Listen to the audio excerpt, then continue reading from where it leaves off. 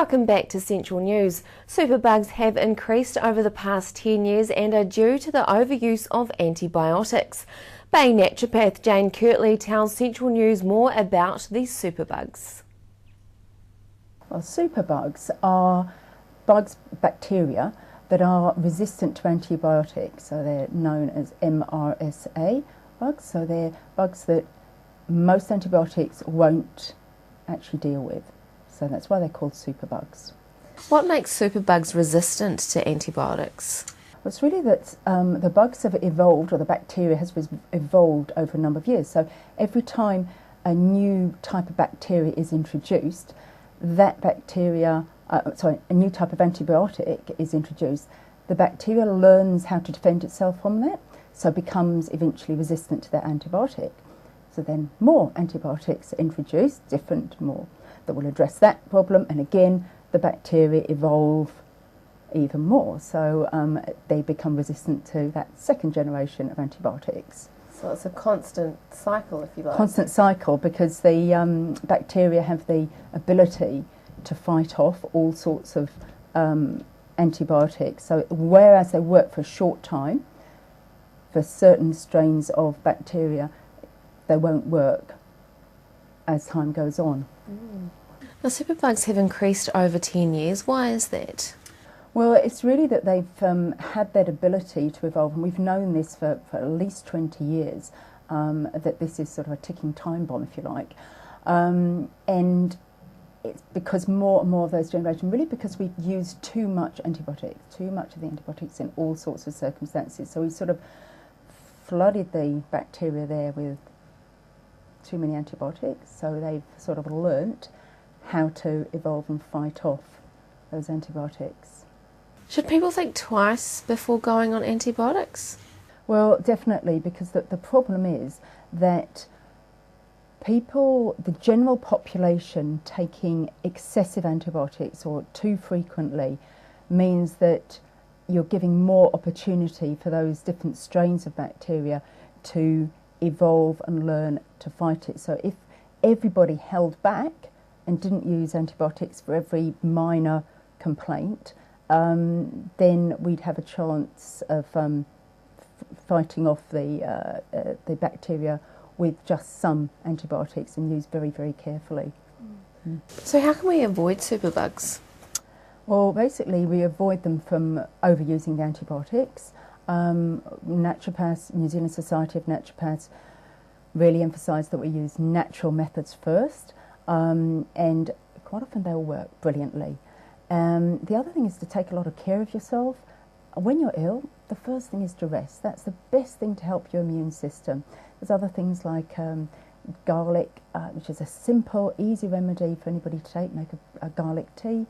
That will help. Also, naturopaths use traditional naturopathic remedies to help fight antibiotics, and herbal remedies. So the herbal antibiotics don't have the same devastating effect on the body, so they tend to be effective. Is that because of the naturalness of it? The naturalness, and it's because it has more components rather than just antibacterial. It works with the body to strengthen the immune system as a whole. So then how are doctors about this whole superbugs thing? Because if they're the ones prescribing the antibiotics, and if they've got patients coming back constantly and they're getting more and more antibiotics, what's their stance on it, do you think? Well, most doctors are aware that the superbug is a major threat. Perhaps not as aware of how awful the consequences may be, because ultimately we might get to a situation where none of the antibiotics work. So at the moment, if a person does have one of these superbugs, they quite often have to go into hospital. They have to have very, very strong antibiotics, and their life may be in danger. A lot of people die of this superbug. So whereas in the community as a whole, we have got now the superbug, but it started off in hospitals mainly, and that's where it's worse. So the doctors are aware of it, but perhaps they're out of the habit of using other methods rather than antibiotics.